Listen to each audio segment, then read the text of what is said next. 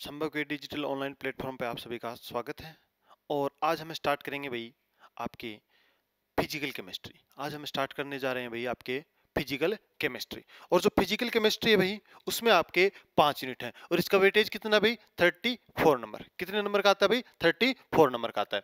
तो इसमें अपन बात करेंगे कि आपके कितने यूनिट्स हैं भाई 5 यूनिट है। एक थर्मोडायनेमिक्स फर्स्ट है, एक थर्मोडायनेमिक्स सेकंड है।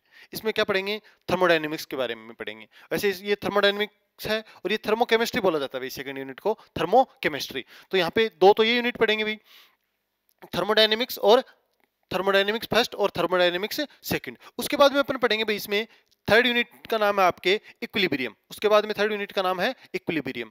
और उसके बाद में फोर्थ यूनिट है भाई आपके इलेक्ट्रोकेमिस्ट्री फर्स्ट और 5 यूनिट जो पांचवी और लास्ट यूनिट है उसका नाम है भाई इलेक्ट्रोकेमिस्ट्री सेकंड। तो इस प्रकार से अपन क्या है फिजिकल केमिस्ट्री में 5 यूनिट्स पढ़ेंगे भाई। इस प्रकार से फिजिकल केमिस्ट्री में अपन 5 यूनिट्स पढ़ेंगे। ठीक है भाई। उसके बाद में अपन स्टार्ट करते हैं फर्स्ट अपनी जो यूनिट है थर्मोडायनेमिक्स फर्स्ट। तो मैं बात करूं थर्मोडायनेमिक्स की तो देखो ये दो वर्ड से मिलकर बनी हुई है। दो वर्ड से मिलकर बनी हुई है। देखो एक तो थर्मो और एक डायनेमिक्स। तो थर्मो का मतलब होता है हीट, थर्मो का मतलब होता है हीट और डायनेमिक्स का मतलब होता है भाई फ्लो, फ्लो या मोशन, फ्लो या मोशन। तो थर्मोडायनेमिक्स में क्या पढ़ने वाले हैं भैया अपन हम पढ़ने वाले हैं जो हीट का जो फ्लो है या जो मोशन है हीट का वो पढ़ने वाले हैं भाई। जो हीट का मोशन या फ्लो होता है वो पढ़ने वाले हैं भाई। और यहाँ पे क्या होता है ये तो इसके वर्ड से नाम हो गया। यहाँ पे जो थर्मोडायनेमिक्स पढ़ेंगे उसमें क्या होगा कि जो एनर्जी टर्म है ना भाई अपनी जो एनर्जी टर्म्स हैं वो एक फॉर्म से दूसरे फॉर्म में क्या होती हैं चेंज होती हैं। एक फॉर्म से दूसरे फॉर्म में क्या होती हैं चेंज होती हैं। इनको भी क्या करेंगे अपन यहाँ पे स्टडी करेंगे कि भाई ये जो एनर्जी टर्म्स है अपनी जैसे एंथैल्पी है गिब्स फ्री एनर्जी है इनके बारे में। तो ये एक फॉर्म से दूसरी फॉर्म में जो चेंज होती है जैसे हीट है वो वर्क में चेंज होती है, एनर्जी है वो वर्क में भी चेंज होती है और आपकी हीट में भी चेंज होती है। तो इस प्रकार क्या है इन दोनों का जो आपस में इंटर कन्वर्जन है उसके बारे में पढ़ेंगे भाई किसमें थर्मोडायनेमिक्स में। उसमें उसके बारे में क्या पढ़ेंगे इसमें थर्मोडायनेमिक्स में पढ़ेंगे भाई। अब मैं बात करूं इसकी डेफिनेशन की तो डेफिनेशन क्या हो जाएगी भाई the branch of the branch of physical chemistry, physical chemistry in which we deals with flow of heat and interconversion of energy terms and their correlation of each other and their correlation of each other is called thermodynamics, is called thermodynamics। तो क्या है भाई कि physical chemistry की ऐसी branch जिसमें अपन क्या है फ्लो ऑफ हीट को क्या करेंगे डील्स करेंगे और साथ साथ में क्या है interconversion of energy terms and correlation of each other. ये पढ़ेंगे क्या है भाई अपन थर्मो इसको क्या बोलते हैं थर्मोडायनेमिक्स। और इसमें जैसे मैं बात करूं यहाँ पे पढ़ेंगे भाई एंथैल्पी के बारे में बात करें, गिब्स फ्री एनर्जी के बारे में बात करें, यहाँ पे बात करेंगे भाई एंट्रोपी के बारे में बात करें, यहाँ पे अपन बात करें जैसे इंटरनल एनर्जी के बारे में बात करें आपके। इस प्रकार से ये जो एनर्जीज हैं इनके बारे में क्या पढ़ेंगे अपन इसमें पढ़ेंगे। और इसमें क्या है इन दोनों का जो इनमें आपस में जो इंटरकन्वर्जन है इसका कि किस किस प्रकार से ये क्या है इंटरकन्वर्ट होती हैं उनको इस चैप्टर में पढ़ेंगे भाई। ठीक है। तो ये हो गया आपका थर्मोडायनेमिक्स का इंट्रोडक्शन। ये हो गया भाई थर्मोडायनेमिक्स का इंट्रोडक्शन। अब मैं बात करूं आपके जो ये एनर्जी है यहां पे क्या पढ़ने वाले हैं अपन फ्लो ऑफ एनर्जी या फ्लो ऑफ हीट पढ़ने वाले हैं। तो भाई जो फ्लो ऑफ हीट है वो कहां होगी अपने यूनिवर्स में होगी। कहां होगी यूनिवर्स में होगी। अब देखो यूनिवर्स है वो किस किस से मिलकर बना होता है। तो देखो भाई मैं बात करूं जो हीट है वो कहां फ्लो करेगी अपने यूनिवर्स में करेगी। अब यूनिवर्स में भी कैसे करेगी भाई जैसे मैं बात करूं यूनिवर्स की बात करूं तो यूनिवर्स किस किस से मिलकर बना हुआ भाई एक तो सिस्टम से और प्लस सराउंडिंग से, प्लस सराउंडिंग से। एक तो सिस्टम से, जो यूनिवर्स है अपना वो किससे बना हुआ है, सिस्टम से सराउंडिंग, सिस्टम और सराउंडिंग में। तो जो आपकी हीट होगी वो या तो सिस्टम से कहां जाएगी, या तो सराउंडिंग में जाएगी, या सराउंडिंग से कहां आएगी भाई, सिस्टम में आएगी। इस प्रकार क्या होगी, हीट का मोशन होता है भाई, कैसे कि या तो सिस्टम से सराउंडिंग में जाएगी या सराउंडिंग से सिस्टम में आएगी। इस प्रकार क्या होता है, आपका हीट का मोशन होता है भाई, ठीक है। अब मैं बात करूं यहाँ पे कि भाई सिस्टम क्या होता है और सराउंडिंग क्या होती है। तो सिस्टम होता है किसी भी ऐसा कोई भी मतलब पार्ट, या अपने जो यूनिवर्स है इसका कोई भी ऐसा पार्ट जिसका क्या करते हैं अपन, इन्वेस्टिगेशन करते हैं, जिसका क्या करते हैं, ऑब्जर्वेशन करते हैं या इन्वेस्टिगेशन करते हैं, वो तो क्या होता है भाई, सिस्टम होता है। और जो रेस्ट पार्ट है, जो बच गया जो पार्ट है, वो क्या हो जाता है भाई, आपका सराउंडिंग हो जाता है, वो क्या हो जाता है, सराउंडिंग। तो मैं ये बोल सकता हूं सिस्टम का मतलब क्या होगा, इन्वेस्टिगेटेड पार्ट, और ये क्या होगा भाई, रेस्ट पार्ट। ये क्या हो गया, रेस्ट पार्ट। इनकी जो इन्वेस्टिगेशन के लिए अपने को काम में लेना है वो तो क्या हो जाएगा, सिस्टम हो जाएगा, और जो बच गया वो क्या हो जाएगा भाई, सराउंडिंग, वो क्या हो जाएगा, सराउंडिंग। अब देखो ये जो सिस्टम और सराउंडिंग, जैसे मैं यहां पे बात करूं आपके, जैसे इस पार्ट का क्या करना है, मेरे को इन्वेस्टिगेशन करना है, ऑब्जर्वेशन करना है, तो ये जो पार्ट होगा ये तो क्या हो गया भाई, सिस्टम, ये तो क्या हो गया, सिस्टम। और इसके बाहर का जो भी रेस्ट पार्ट है, बचा हुआ जो पार्ट है भाई, वो क्या हो गया, सराउंडिंग, वो क्या हो गया भाई, सराउंडिंग, ये हो गया सराउंडिंग, ठीक है। अब देखो यहां पे क्या है, सिस्टम और सराउंडिंग भाई किसी एक चीज से क्या रहते हैं, सेपरेट रहते हैं भाई, भाई बीच में सिस्टम है, सराउंडिंग है, आप कैसे पहचानेंगे, ये सेपरेट रहते हैं। और जिस लाइन या जिस लिमिट से सेपरेट रहते हैं भाई, ये उनको उनको बोला जाता है बाउंड्री, उसको क्या बोला जाता है, बाउंड्री। ये जिससे सेपरेट रहते हैं, सिस्टम और सराउंडिंग एक दूसरे से सेपरेट रहते हैं जिससे, उसको क्या बोला जाता है, बाउंड्री, उसको क्या बोला जाता है भाई, बाउंड्री। अब जो बाउंड्री होती है आपकी वो क्या हो सकती है, बाउंड्री होती है वो क्या हो सकती है आपके, रियल भी हो सकती है, जो भाई यहां पे लिख रहा हूं, जो बाउंड्री होती है, बाउंड्री होती है वो क्या हो सकती है, रियल भी हो सकती है और इमेजिनरी भी हो सकती है। क्या हो सकती है, रियल भी हो सकती है और इमेजिनरी भी हो सकती है। कैसे, जैसे रियल की बात करूं, जैसे चाय का कप लेते हैं अपन, तो चाय के कप के जो बाहर है भाई, जैसे ये चाय का कप लिया अपन ने, ये चाय का कप है अपना, ठीक है। तो ये जो दीवार है ये अपने को दिखाई दे रही है भाई, दिखाई दे रही है, तो ये तो क्या हो गई, इसमें चाय भरी हुई है, तो ये तो क्या हो गई भाई, रियल बाउंड्री, ये तो क्या हो गई, रियल बाउंड्री, जो अपने को दिख रही है कि भाई हाँ ये बाउंड्री क्या है, रियल है, जो अपने को दिखाई दे रही है। लेकिन यहाँ पे देखो जो ऊपर है, ऊपर यहाँ पे भी सराउंडिंग है, अब सराउंडिंग है तो यहाँ थोड़ी ना दिखाई दे रही है अपने को बाउंड्री, कि भाई यहाँ तक अपने जैसे चाय भरी हुई है, तो यहाँ इन दोनों के बीच में भी तो एक बाउंड्री है, तो वो अपने को दिखाई नहीं दे रही, तो उस बाउंड्री को क्या कहते हैं भाई, इमेजिनरी बाउंड्री, उस बाउंड्री को क्या बोलेंगे, इमेजिनरी बाउंड्री, ठीक है। तो इस प्रकार क्या है भाई, जो सिस्टम और सराउंड होते हैं वो किससे सेपरेट रहते हैं, बाउंड्री से, और बाउंड्री क्या हो सकती है, रियल भी हो सकती है और क्या हो सकती है भाई, इमेजिनरी भी हो सकती है, रियल भी हो सकती है और इमेजिनरी भी हो सकती है। अब देखो भाई ये हो गई अपनी बाउंड्री। अब देखो, अब उसके बाद में मैं बात करूं भाई आपके, अब एक एक पढ़ेंगे भाई सिस्टम और सराउंडिंग। तो देखो अब सबसे पहले बात करेंगे भाई सिस्टम की। सिस्टम, ये बात तो समझ गए होंगे आप, सिस्टम का मतलब क्या होता है। सिस्टम का मतलब होता है कि जिस पार्ट का अपन क्या कर रहे हो, इन्वेस्टिगेशन कर रहे हो, that part which we investigation, कि जिसका अपन क्या कर रहे हो भाई, इन्वेस्टिगेशन कर रहे हो। अब देखो आगे,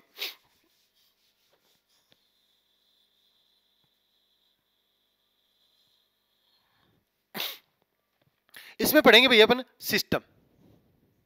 सिस्टम, तो जो सिस्टम होता है उसको फेज या स्टेज के आधार पे, फेज या स्टेट के आधार पे, किसके आधार पे भाई, फेज या स्टेट के आधार पे, फेज या स्टेट के आधार पे दो भागों में बांटते हैं भाई। कितने भागों में, दो भागों में। कौन कौन से, एक तो होमोजीनियस,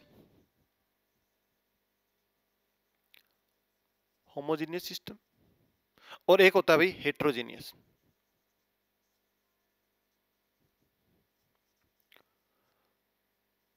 होमोजीनियस सिस्टम और हेट्रोजीनियस सिस्टम।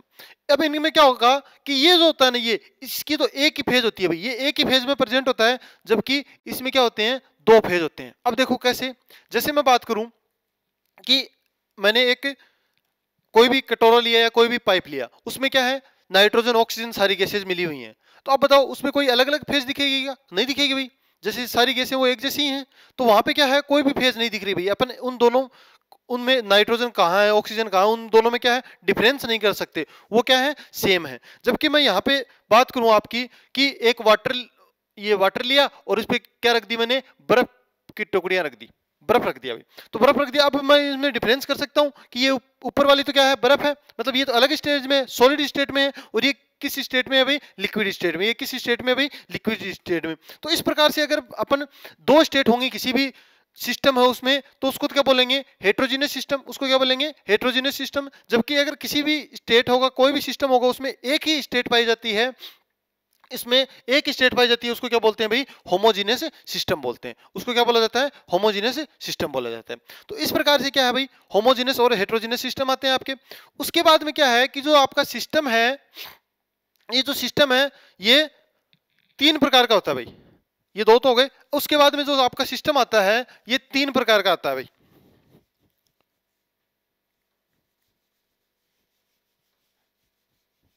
सिस्टम की बात करेंगे तो सिस्टम यहां से 3 प्रकार का बोलेंगे भाई। एक तो ओपन, एक क्लोज, ओपन, क्लोज, और आपका होगा भाई आइसोलेटेड। आइसोलेटेड तो देखो भाई, वो अपन ने बांटे थे किस आधार पे, स्टेट या फेज के आधार पे, और इनको किसके आधार पे बांटते हैं भाई, इनको बांटते हैं mass and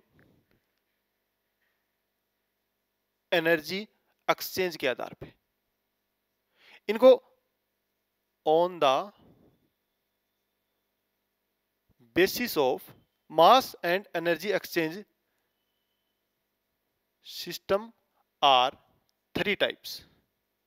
system are 3 types, यानी कि मास और एनर्जी एक्सचेंज है, उसके आधार पे सिस्टम कितने प्रकार का होता है भाई, 3 प्रकार का होता है। कौन कौन सा, ओपन सिस्टम, क्लोज सिस्टम और isolated system. Open system, close system और आइसोलेटेड सिस्टम। ओपन सिस्टम का क्या मतलब होगा कि जैसे मैं बात करूं यहां पे, जैसे अपना चाय का कप था वो खुला है, इस प्रकार से खुला हुआ रखा है, इसमें क्या है भाई, चाय है, ठीक है। तो ये क्या कैसा सिस्टम हो जाएगा, ओपन सिस्टम। क्यों, क्योंकि भाई इससे देखो ऐसे भाप बाहर निकल रही है भाई, वेपोराइज हो रहा है, तो यहां से क्या हो रहा है कि मास भी क्या हो रहा है, इसमें चेंज हो रहा है, और जो हीट है वो भी क्या हो रही है भाई, हीट भी क्या हो रही है, चेंज हो रही है। हीट या एनर्जी है आपकी, वो भी क्या हो रही है, चेंज हो रही है। हीट और एनर्जी, हीट भी चेंज हो रही है और मास भी चेंज हो रही है। तो इस प्रकार का जो सिस्टम होता है उसको क्या बोलते हैं भाई, ओपन सिस्टम। इस प्रकार के सिस्टम को क्या बोलते हैं, ओपन सिस्टम, जिसमें मास और हीट दोनों क्या होती हैं, एक्सचेंज होती हैं। उसको क्या कहा जाता है भाई, ओपन सिस्टम कहा जाता है। उसको क्या कहा जाता है, ओपन सिस्टम कहा जाता है। हाँ भाई देखो, ओपन सिस्टम की बात कर रहे थे। ओपन सिस्टम का क्या मतलब होता है कि इसमें क्या होता है, मास और हीट का क्या होता है, एक्सचेंज होता है। मास और हीट दोनों का ही क्या होता है, एक्सचेंज होता है। तो इस प्रकार का जो सिस्टम होता है उसको क्या बोलते हैं अपन, ओपन सिस्टम। तो मैं बात करूंगा, लिखूंगा a system in which, a system in which mass as well as energy is exchange, energy, a system in which mass as well as energy is exchanged with surrounding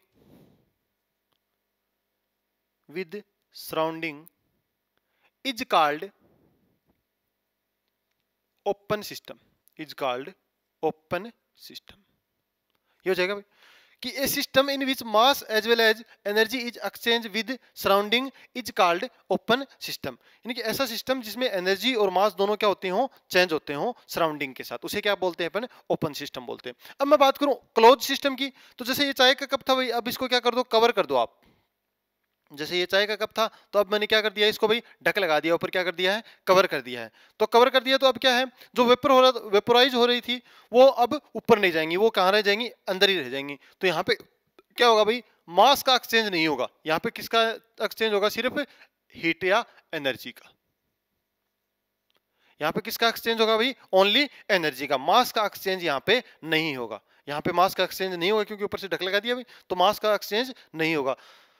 तो ये क्या होगा कि a system in which mass exchange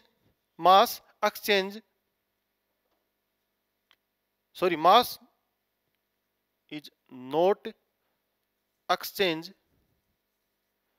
but energy is exchange with surrounding is called open system। कि जिसमें मास तो क्या होगा, मास तो क्या रहेगा भाई, चेंज नहीं होगा, जबकि कौन चेंज होगा उसमें, एनर्जी चेंज होगी। उसमें कौन चेंज होगी भाई, एनर्जी चेंज होगी। तो उसको क्या बोल देते हैं अपन, क्लोज सिस्टम बोल देते हैं। उसको क्या बोल देते हैं भाई, क्लोज सिस्टम बोल देते हैं। उसके बाद मैं बात करूं आइसोलेटेड सिस्टम की।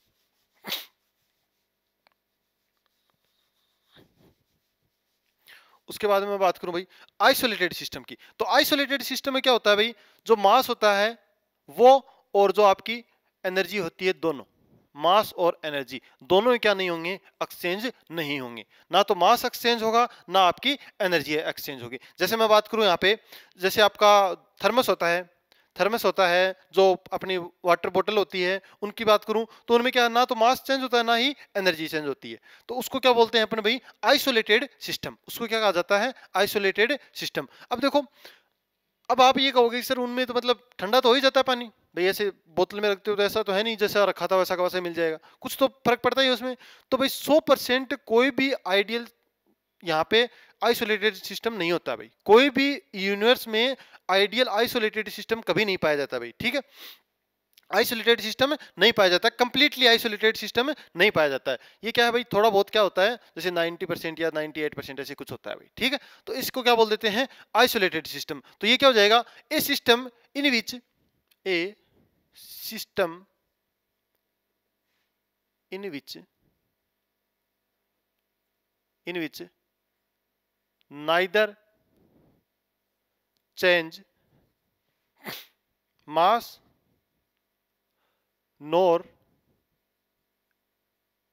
energy with surrounding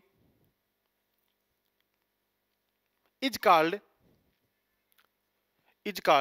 isolated system, is called isolated system,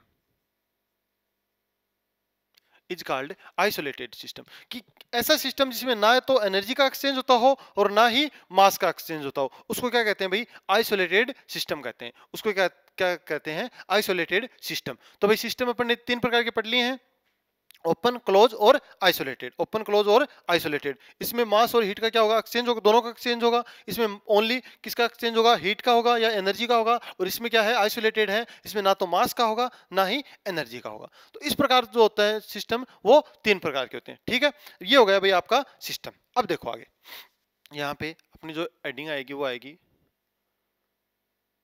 macroscopic properties. Macroscopic properties, macroscopic properties. Macroscopic properties का क्या होगा, जो ब्लक में प्रेजेंट रहेंगी, जो बहुत ही ज्यादा मात्रा में क्या रहती हैं भाई, प्रेजेंट रहती हैं, उनको क्या कहा जाता है, उनको क्या कहा जाता है भाई, मैक्रोस्कोपिक प्रॉपर्टीज कहा जाता है। उनको क्या कहा जाता है, मैक्रोस्कोपिक प्रॉपर्टीज। जैसे मैं बात करूं टेम्परेचर, प्रेशर, वॉल्यूम, ये सारे क्या है, वेरिएबल्स हैं भाई। लेकिन ये यहाँ पे क्या भाई, क्या पाए जाते हैं, ब्लक में पाए जाते हैं। कैसे पाए जाते हैं, कोई भी प्रॉपर्टी भाई, टेम्परेचर अपन उसको बाहर से देख के बता कर सकते हैं कि हाँ भाई इसका टेम्परेचर ये है, हाँ ये ज्यादा है, इसका कम है। प्रेशर यहाँ पे कम लग रहा है, यहाँ पे ज्यादा लग रहा है। वॉल्यूम इसका कम है कि ज्यादा है, बाहर से देख के पता कर सकते हैं भाई आसानी से। तो वो क्या होते हैं, मैक्रोमोलिक्यूल्स होते हैं भाई। ये क्या होते हैं, मैक्रोमोलिक्यूल्स। तो ये क्या है, मैक्रोस्कोपिक प्रॉपर्टीज। क्या होती है, मैक्रोस्कोपिक प्रॉपर्टीज। तो इसमें क्या होता है कि ब्लक पे काम करती है भाई। जो आपकी थर्मोडायनेमिक्स है, ये कहाँ पे काम करती है भाई, ब्लक पे काम करती है, ठीक है। तो उसके बाद में देखो भाई, उसके बाद में देखो इसको क्या बोलेंगे कि properties, the properties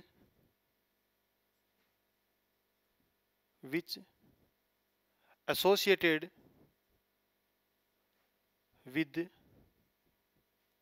large number of particle, large number of particles is called macroscopic properties, properties is called macroscopic properties कि ऐसे प्रॉपर्टीज जो क्या है लार्ज नंबर ऑफ पार्टिकल्स रखती हैं, उन्हें क्या कहते हैं भाई, मैक्रोस्कोपिक प्रॉपर्टीज कहते हैं। जैसे टेम्परेचर है, वॉल्यूम है, ये सारे हो जाएंगे भाई, ठीक है। इसके बाद में आती है भाई एक थर्मोडायनेमिक स्टेट। इसके बाद में मैं बात करूंगा भाई थर्मोडायनेमिक स्टेट की। इसके बाद में मैं बात करूंगा भाई थर्मोडायनेमिक स्टेट की। थर्मोडायनेमिक स्टेट,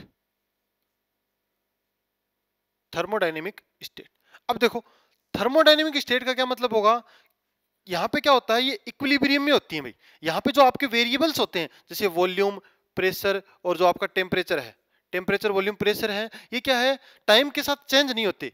क्या नहीं होते भाई, चेंज नहीं होते। मतलब मैं ये बोल सकता हूँ कि जो थर्मोडायनेमिक स्टेट होती है वो किस फॉर्म में होती है भाई, इक्विलिब्रियम में होती है। वो कहाँ पे होती है भाई, इक्विलिब्रियम में। उसमें ना तो टेम्परेचर में चेंज आता है ना वॉल्यूम में। अगर अपने यहाँ पे एट कांस्टेंट टेम्परेचर, तो वो वहाँ पे कांस्टेंट टेम्परेचर, टेम्परेचर क्या रहेगा भाई, कांस्टेंट रहेगा। टेम्परेचर क्या रहेगा, कांस्टेंट रहेगा।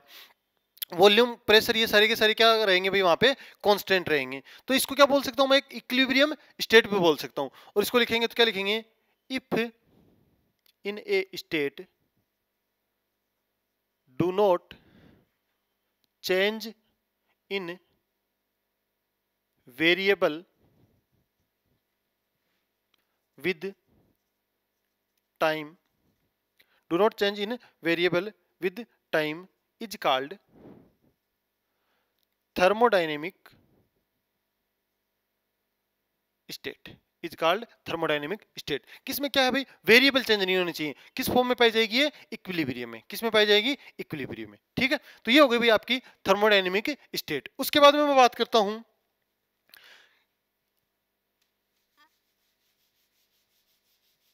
जो थर्मोडायनेमिक स्टेट होती है भाई आपकी, वो तीन तरीके से अपन यहाँ पे क्या करेंगे, डिफाइन करेंगे। थर्मोडायनेमिक स्टेट को तीन तरीके से क्या करेंगे, डिफाइन करेंगे। या फिर मैं इसको बोल सकता हूं thermodynamics equilibrium state, thermodynamic equilibrium state. ये भी तीन तरीके की होती है भाई। एक थर्मली, दूसरी थर्मली इक्विलिब्रियम, दूसरी मैकेनिकल, मैकेनिकल इक्विलिब्रियम, और तीसरी आएगी भाई आपके मटेरियल, मटेरियल इक्विलिब्रियम। ये तीन प्रकार की स्टेट होती हैं भाई। जो इक्विलिब्रियम स्टेट होती हैं थर्मोडायनेमिक्स में, वो तीन प्रकार की पड़ते हैं भाई, थर्मली इक्विलिब्रियम, मैकेनिकल इक्विलिब्रियम और मटेरियल इक्विलिब्रियम। अब जो थर्मली इक्विलिब्रियम है उसमें क्या होगा कि यहाँ पे क्या होगा भाई, आपका जो टेम्परेचर होगा वो क्या रहेगा, कांस्टेंट। बोले तो आइसोथर्मल प्रोसेस, यानी कि इसमें क्या रहेगा, थर्मली इक्विलिब्रियम होगा, उसमें क्या रहेगा, टेम्परेचर क्या रहेगा भाई, कांस्टेंट रहेगा। टेम्परेचर कैसा रहेगा, कांस्टेंट रहेगा। उसके बाद में मैकेनिकल इक्विलिब्रियम की बात करूं तो मैकेनिकल में क्या रहेगा भाई, जो प्रेशर होता है आपका वो क्या रहेगा, कांस्टेंट। जो प्रेशर होगा वो क्या रहेगा भाई, कांस्टेंट रहेगा। उसके बाद में मैं बात करूं मटेरियल इक्विलिब्रियम की, तो यहाँ पे क्या होगा भाई, नंबर ऑफ मोल्स, जो नंबर ऑफ मोल्स होते हैं वो क्या रहेंगे, कांस्टेंट रहेंगे। उनकी जो संख्या है वो क्या, उनके जो नंबर है वो क्या रहेंगे, कांस्टेंट रहेंगे। तो उसको क्या बोल देंगे भाई, मटेरियल इक्विलिब्रियम। तो जो थर्मोडायनेमिक इक्विलिब्रियम है वो तीन प्रकार की होती है भाई। कौन कौन सी, थर्मली, मैकेनिकली और मटेरियली। इनमें क्या होगा, एक में टेम्परेचर कांस्टेंट रहेगा, एक में प्रेशर कांस्टेंट रहेगा, और एक में क्या होगा, नंबर ऑफ मोल्स क्या रहेंगे भाई, कांस्टेंट रहेंगे। नंबर ऑफ मोल्स क्या रहेंगे, कांस्टेंट रहेंगे। इस प्रकार क्या डिफाइन करते हैं अपन, तीन प्रकार की क्या है ये यहाँ पे स्टेट्स है, ठीक है। उसके बाद में मैं बात करूं भाई, देखो नोट्स आप पीडीएफ से देख के लिखना। उसके बाद में मैं बात करूं आपके जो आपने पढ़ी थी थोड़ी देर पहले, मैक्रोस्कोपिक प्रॉपर्टीज की। हमने बात की थी भाई मैक्रोस्कोपिक प्रॉपर्टीज की। तो देखो जो मैक्रोस्कोपिक प्रॉपर्टी होती हैं,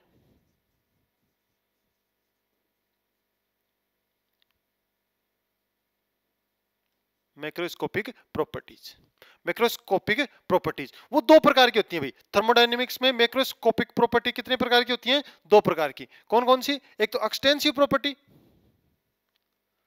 एक तो एक्सटेंसिव होती है और एक होती है भाई इंटेंसिव। दो प्रकार की, एक तो एक्सटेंसिव प्रॉपर्टी पढ़ेंगे और एक पढ़ेंगे भाई इंटेंसिव प्रॉपर्टी। दो प्रकार की प्रॉपर्टी पढ़ेंगे। तो एक्सटेंसिव प्रॉपर्टी का तो मतलब होगा जिनका amount of substance and size of substance,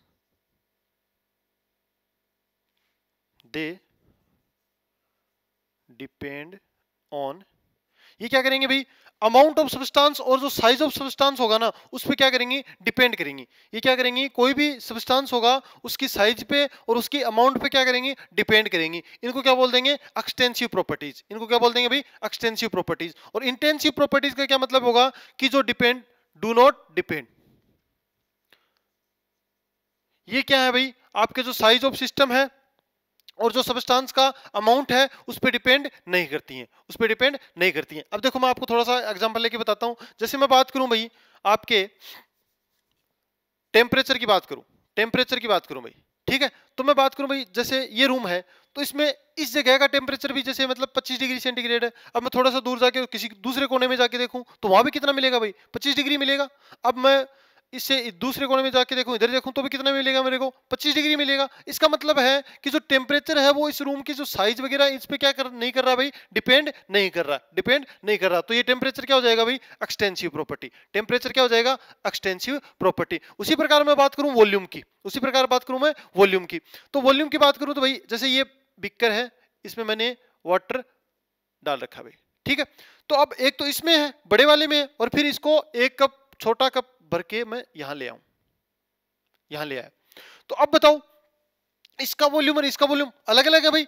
इसका वॉल्यूम कम है, इसका वॉल्यूम क्या है, ज्यादा है, चेंज हो रहा है। मतलब ये क्या है, यहाँ पे अमाउंट ऑफ सब्सटेंस है उस पे क्या कर रहा है, डिपेंड कर रहा है। अमाउंट ऑफ सब्सटेंस पे क्या कर रहा है भाई, डिपेंड कर रहा है। इसलिए ये कैसी प्रॉपर्टी है, वॉल्यूम कैसी प्रॉपर्टी है भाई, आपकी एक्सटेंसिव प्रॉपर्टी। वॉल्यूम कैसी प्रॉपर्टी है भाई, एक्सटेंसिव प्रॉपर्टी। इसी प्रकार और किसी का ले लो भाई, जैसे मास होता है भाई, मास, कोई भी सब्सटेंस होता है उसका मास की बात करूं तो अगर वो इतना सा लोगे आप तब, और एक आप उसको इतना बड़ा लोगे तब, दोनों का मास अलग अलग रहेगा भाई। इसका मास कम रहेगा, इसका मास ज्यादा रहेगा, तो ये साइज पे क्या कर रही है, डिपेंड कर रही है। तो इसलिए एक ऐसी प्रॉपर्टी हो जाएगी आपकी एक्सटेंसिव प्रॉपर्टी। किस प्रकार की प्रॉपर्टी हो जाएगी भाई, एक्सटेंसिव प्रॉपर्टी। तो ये ध्यान में रखना है कि जो साइज या सिस्टम की जो साइज है या फिर अमाउंट ऑफ सब्सटेंस है उस पर डिपेंड करते हैं, उनको तो क्या कहते हैं भाई, एक्सटेंसिव प्रॉपर्टीज कहते हैं। और जो इन पे डिपेंड नहीं करते हैं उनको क्या कहते हैं, इंटेंसिव प्रॉपर्टी। उनको क्या कहते हैं, इंटेंसिव प्रॉपर्टी। जैसे मैंने टेम्परेचर के बारे में बात की, वॉल्यूम के बारे में बात की, उसके बाद में मास ऑफ सब्सटेंस के बारे में बात की। अब देखो भाई यहाँ पे जो मेन चीज आती है, एक इनमें बात करूं मैं, जैसे भाई टेम्परेचर, प्रेशर सारे किस में हो जाएंगे, इसमें क्या क्या आ जाएगा, टेम्परेचर, प्रेशर, टेम्परेचर, प्रेशर, और आपका आ जाएगा भाई इसमें, हाँ भाई देखो, temperature, pressure, density, density, boiling point, melting point, ये सारे के सारे किस में चले जाएंगे भाई, इंटेंसिव प्रॉपर्टीज में। किस में चले जाएंगे भाई, इंटेंसिव प्रॉपर्टी में। एक चीज और आएगी, कंसंट्रेशन, कंसंट्रेशन भी किस में जाएगी, इंटेंसिव में। किस में जाएगी भाई, इंटेंसिव में। अब एक्सटेंसिव की बात करूं तो mass, volume, mass, volume, heat capacity, heat capacity, mass, volume, heat capacity, और भाई आपके जो होती है number of moles, number of moles, ये सारी की सारी क्या हो जाएंगी भाई, एक्सटेंसिव प्रॉपर्टी हो जाएंगी। बस ध्यान में ये रखना है कि जो डिपेंड करती हैं भाई वो तो क्या हो जाएंगी, एक्सटेंसिव, और जो डिपेंड नहीं करती वो क्या कहलाएंगी, इंटेंसिव। अब इसकी बात करूं, हीट कैपेसिटी की बात करूं तो यहाँ पे देखो हीट कैपेसिटी यहाँ पे तो क्या होती है, एक्सटेंसिव होती है, लेकिन वो अगर उसके सामने स्पेसिफिक नाम आ जाए, मोलर नाम आ जाए, स्पेसिफिक हीट कैपेसिटी नाम आ जाए तो वो किस में चली जाएगी, इंटेंसिव में। अगर उसके सामने आ जाए भाई मोलर हीट कैपेसिटी तो भी किस में चली जाएगी, इंटेंसिव में। तो ये ध्यान रखना, अगर मोलर या स्पेसिफिक वर्ड आ रहा है तो वो कहां चली जाएगी, इंटेंसिव में, और अगर सिंपल नाम दे रखा है तो वो कहां आ जाएगी भाई, एक्सटेंसिव में। और इसमें जो आपके जितने भी एनर्जी टर्म होती है ना भाई, जितनी भी एनर्जी टर्म, जैसे enthalpy, entropy, Gibbs free energy, जितनी भी होती है वो सारी की सारी किस में आ जाएंगी, एक्सटेंसिव में। किस में आ जाएंगी भाई, एक्सटेंसिव में। जो गिब्स फ्री एनर्जी है, आपकी एंथैल्पी है, एंट्रोपी है, ये सारी की सारी कहाँ आएंगी भाई, एक्सटेंसिव में। किसी भी प्रकार की एनर्जी होगी वो किस में आ जाएगी भाई, एक्सटेंसिव में, और इंटेंसिव में आ जाएंगी भाई वो टर्म्स। ठीक है, ये बात हो गई। अब देखो, अब मैं बात करता हूं भाई कि जो इंटेंसिव प्रॉपर्टीज होती हैं जो एक्सटेंसिव, दो एक्सटेंसिव प्रॉपर्टी होती है उनका जो रेशियो होता है, यानी कि दो एक्सटेंसिव जो प्रॉपर्टी है भाई उनका जो रेशियो होता है, दो एक्सटेंसिव प्रॉपर्टीज का जो रेशियो होता है वो क्या होता है भाई, इंटेंसिव होता है। वो क्या होता है, इंटेंसिव होता है। ये ध्यान रखना है भाई, ये क्या है, ध्यान रखना है कि जो दो एक्सटेंसिव प्रॉपर्टीज होती हैं उनका जो रेशियो होता है वो किस प्रकार का होता है भाई, इंटेंसिव होता है। जैसे मैं बात करूं अपनी डेंसिटी की, तो डेंसिटी क्या होती है भाई, मास अपॉन वॉल्यूम। क्या होती है भाई, मास अपॉन वॉल्यूम। तो मास क्या है भाई, एक्सटेंसिव प्रॉपर्टी है। कैसी प्रॉपर्टी है, एक्सटेंसिव। और वॉल्यूम भी क्या है, एक्सटेंसिव प्रॉपर्टी है। वॉल्यूम भी क्या है, एक्सटेंसिव प्रॉपर्टी। तो एक्सटेंसिव और एक्सटेंसिव मिलके क्या हो गए, इंटेंसिव हो गए। डेंसिटी क्या है भाई, इंटेंसिव प्रॉपर्टीज है। तो ये क्या हो गई आपकी यहाँ पे इंटेंसिव प्रॉपर्टीज। अब एक और बात करूं, जैसे कंसेंट्रेशन की बात करूं भाई, कंसेंट्रेशन की बात करूं तो ग्राम्स में मोल, नंबर ऑफ मोल्स बोल दो, और फिर क्या आता है भाई, वॉल्यूम, लीटर में। वॉल्यूम क्या आता है, लीटर में। तो वो क्या हो जाएगी, कंसेंट्रेशन। तो मोल्स क्या है, नंबर ऑफ मोल्स क्या है भाई यहाँ पे, एक्सटेंसिव।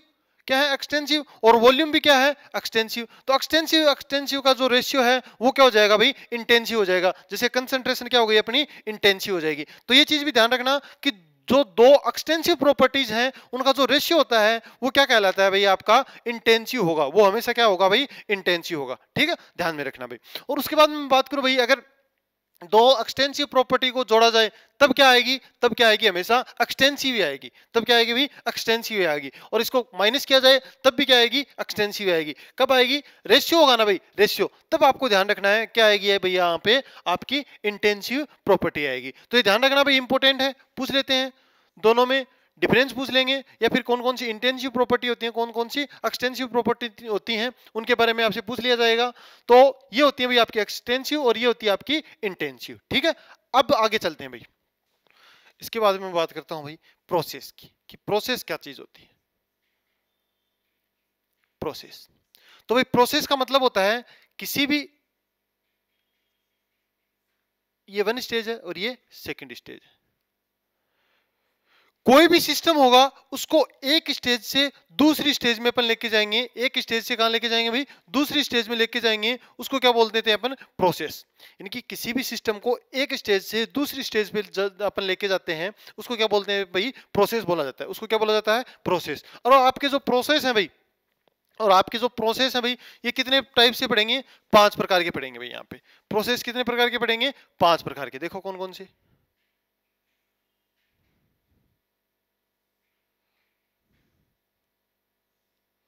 देखो सबसे पहले पढ़ेंगे isothermal. Isothermal process. Isothermal process में क्या होगा कि यहां पे जो आपका टेम्परेचर है वो क्या रहेगा भाई, कांस्टेंट रहेगा। टेम्परेचर कैसा रहेगा, कांस्टेंट। अगर टेम्परेचर कांस्टेंट रहेगा तो पूरे प्रोसेस में जो टेम्परेचर में चेंजमेंट आएगा वो कितना आएगा भाई, 0 होगा। इसमें क्या होगा कि ऐसा सिस्टम जिसमें क्या रहे भाई, आपका टेम्परेचर क्या रहे, कांस्टेंट रहे, उस सिस्टम को क्या कहते हैं भाई अपन, आइसोथर्मल सिस्टम कहते हैं। और इसमें डीटी, चेंज इन टेम्परेचर क्या आ जाएगा भाई, 0 आ जाएगा। चेंज इन टेम्परेचर क्या आएगा, 0 आएगा।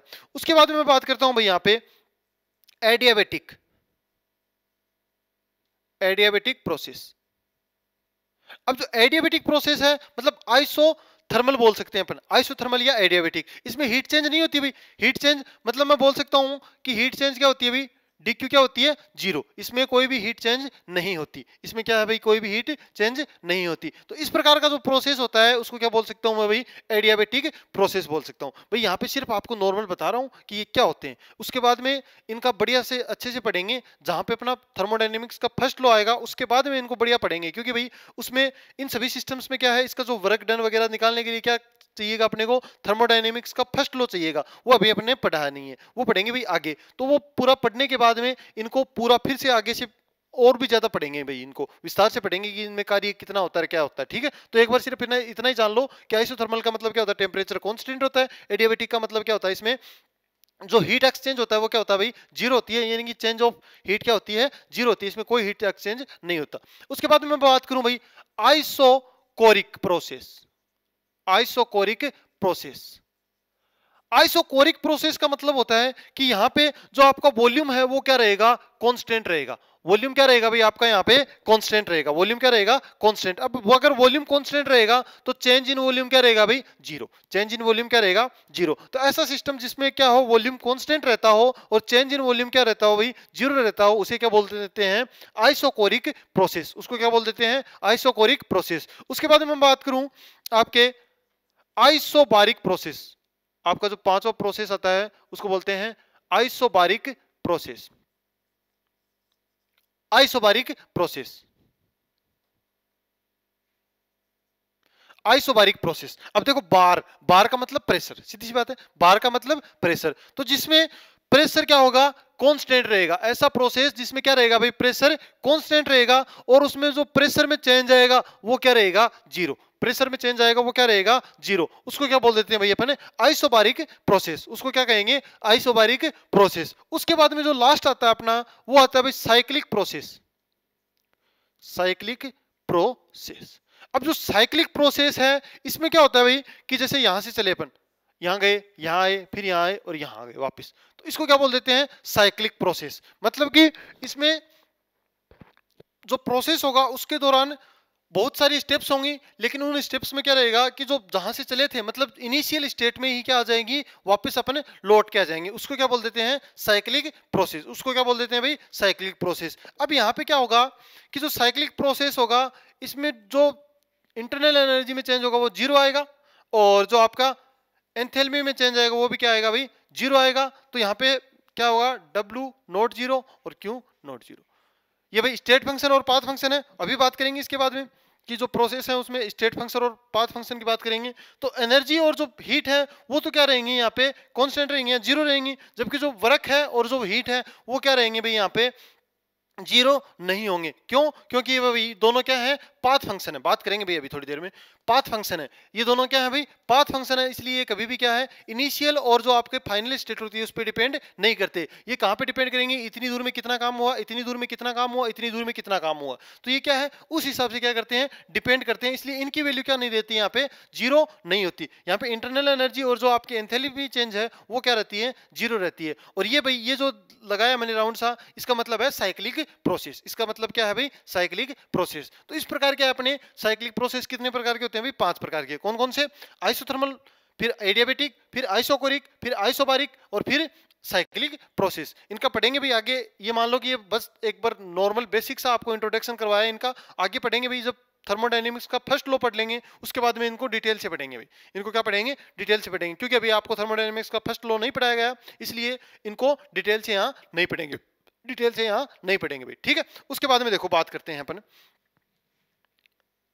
उसके बाद बात करते हैं भाई आपके जो फंक्शन होते हैं थर्मोडायनेमिक फंक्शन, यानी कि थर्मोडायनेमिक्स होती है जो थर्मोडायनेमिक स्टेट होते हैं उसमें कौन कौन से भाई फंक्शन हो सकते हैं। फंक्शन का मतलब जो ये अपने वेरिएबल ले रहे हैं ना इनको बोलते हैं भाई यहाँ पे फंक्शंस, वेरिएबल जैसे टेम्परेचर प्रेशर ये सारे के सारे क्या होते हैं भाई फंक्शन होते हैं। तो अब मैं बात करूं थर्मोडायनेमिक फंक्शन की, तो थर्मोडायनेमिक्स फंक्शन होते हैं भाई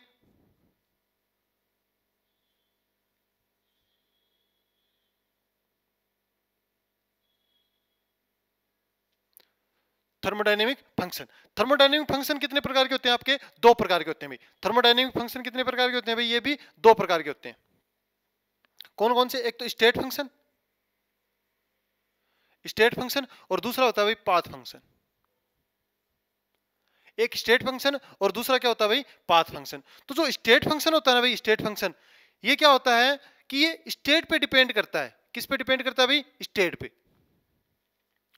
कोई भी प्रोसेस होगा या कोई भी आपका थर्मोडायनेमिक स्टेट होगी उसमें ये किस पे डिपेंड करेगा भाई स्टेट पे डिपेंड करेगा, किस पे डिपेंड करेगा स्टेट पे डिपेंड करेगा, पाथ पे डिपेंड नहीं करेगा, पाथ पर डिपेंड नहीं करेगा, पाथ पे डिपेंड नहीं करेगा, ये किस पे डिपेंड करेगा ओनली स्टेट पे डिपेंड करेगा, ठीक है। मतलब इनिशियल और फाइनल जो स्टेट होंगी, इनिशियल और जो फाइनल स्टेट होगी उन पे क्या है ये डिपेंड करते हैं। स्टेट फंक्शन होते हैं वो क्या है इनिशियल और जो फाइनल स्टेट आपकी जो स्टेट होती है उस पे क्या करते हैं डिपेंड करते हैं, ठीक है। ऐसे को क्या बोलते हैं भाई स्टेट फंक्शन। जैसे मैं बात करूं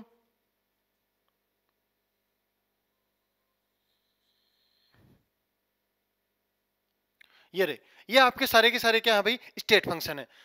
gives free energy, enthalpy, Helmholtz energy, internal energy, temperature, pressure, entropy और वॉल्यूम, ये सारे के सारे क्या है भाई आपके स्टेट फंक्शन है। इसका मतलब क्या है, ये किस पे डिपेंड करेंगे भाई, स्टेट पे डिपेंड करेंगे, ना कि पाथ पे। ये किस पे डिपेंड करते हैं, स्टेट पे। तो मैं इनके सामने क्या लगाऊंगा, डे लगाऊंगा, क्योंकि भाई ये किस पे डिपेंड करते हैं भाई, स्टेट पे। तो मैं इनको इस प्रकार change in volume, change in entropy, change in Gibbs free energy, इस प्रकार से बोलूंगा। किस प्रकार से बोलूंगा कि change in energy, change in enthalpy, अकेले का अपन क्या है इसको कैलकुलेट नहीं कर सकते। एब्सोल्यूट जो इंटरनल एनर्जी या इसमें किसी का मान भी क्या नहीं कर सकते अपन, कैलकुलेट नहीं कर सकते। इसलिए इनको कैसे कैलकुलेट करेंगे अपन, change in internal energy, initial और जो फाइनल स्टेट होगी उससे क्या करेंगे, इनको कैलकुलेट करेंगे। और इनमें क्या, जो इनिशियल और जो फाइनल स्टेट होती है उसकी वैल्यू क्या होती है भाई, इक्वल होती है। इनिशियल और फाइनल स्टेट की वैल्यू क्या रहती है, इक्वल रहती है। उसी प्रकार मैं बात करूं पाथ की, तो सॉरी भाई इक्वल नहीं रहती है, इसे कैलकुलेट किया जाता है। अब मैं बात करूं भाई पाथ की। पाथ फंक्शन का मतलब क्या होता है कि ऐसे फंक्शन जो क्या करते हैं भाई, ओनली पाथ पे डिपेंड करते हैं। ओनली पाथ पे क्या करते हैं, डिपेंड करते हैं। ओनली किस पे डिपेंड करते हैं भाई, पाथ पे डिपेंड करते हैं। उसको क्या कहते हैं भाई, पाथ फंक्शन कहा जाता है। उसको क्या कहा जाता है भाई, पाथ फंक्शन कहा जाता है। और ये जो आपका पाथ फंक्शन है, ये कौन कौन से होते हैं भाई आपके, एक तो हीट होता है, एक वर्क होता है, और एक होता है भाई हीट कैपेसिटी। एक क्या होता है, हीट कैपेसिटी। तो जो पाथ फंक्शन होते हैं वो कहां, ओनली ऑन कहां पे डिपेंड करते हैं भाई, पाथ पे डिपेंड करते हैं। ये कभी भी स्टेट पे डिपेंड नहीं करते। ये क्या होते हैं, हीट, वर्क और हीट कैपेसिटी। अभी थोड़ी देर पहले बात करके आए कि जो साइक्लिक प्रोसेस था उसमें क्या है कि जो हीट और वर्क है वो जीरो नहीं होता। वो हीट और वर्क क्या नहीं होता, जीरो नहीं होता। उसका रीजन क्या था कि ये क्या होते हैं भाई, पाथ फंक्शन होते हैं। तो ये स्टेट पे डिपेंड नहीं करते भाई। साइक्लिक प्रोसेस यही तो था, यहां से चले वापस यहीं आ गए। तो अगर यहाँ पे अपन डेल ये देखें, डेल ई ये देखें, डेल ई एच, ये इनमें से किसी का भी कोई प्रॉपर्टी देखें तो वो क्या हो जाएगी भाई, जीरो हो जाएगी, क्योंकि फाइनल और उस पर डिपेंड करती है, फाइनल और इनिशियल पे। लेकिन यहाँ पे हीट और जो वर्क है वो कभी भी क्या नहीं होगा, जीरो नहीं होगा। साइक्लिक प्रोसेस में हीट और वर्क कभी भी क्या नहीं होगा, जीरो नहीं होगा। क्यों, क्योंकि ये किस पे डिपेंड करते हैं भाई, पाथ पे डिपेंड करते हैं। इनको मतलब नहीं है कि आप कहाँ से चले थे कहाँ पहुंच गए। इनको तो प्रत्येक स्टेप का क्या चाहिएगा भाई, कार्य होगा, कि यहाँ से यहाँ चले तब अलग कार्य होगा, यहाँ से यहाँ चले तब अलग वर्क होगा, यहाँ से यहाँ चले तब अलग वर्क होगा, यहाँ से यहाँ चले तब क्या होगा, अलग वर्क होगा। इसी प्रकार हीट भी क्या रहेगी, यहाँ पे प्रत्येक स्टेप में क्या रहेगी, अलग अलग रहेगी। ठीक है, प्रत्येक स्टेप में क्या रहेगी, अलग अलग रहेगी। तो इसको क्या बोलते हैं भाई, पाथ फंक्शन बोला जाता है। इसको क्या बोला जाता है, पाथ फंक्शन। ठीक है भाई, तो इस प्रकार से आपका हो गया है। इस यूनिट में अपन ने आज पढ़ लिए हैं जो थर्मोडायनेमिक्स का जनरल इंट्रोडक्शन था वो पढ़ लिया है अपन ने। उसमें अपने प्रोसेस पढ़े हैं, सिस्टम के प्रकार पढ़े हैं, थर्मोडायनेमिक्स फंक्शन पढ़े हैं, और आपके मैक्रोस्कोपिक जो प्रॉपर्टीज थी इंटेंसिव और एक्सटेंसिव उसके बारे में पढ़ा है। ठीक है, तो इस प्रकार से अपन ने यहाँ तक पढ़ लिया भाई। तो आज के लिए इतना बहुत है, धन्यवाद।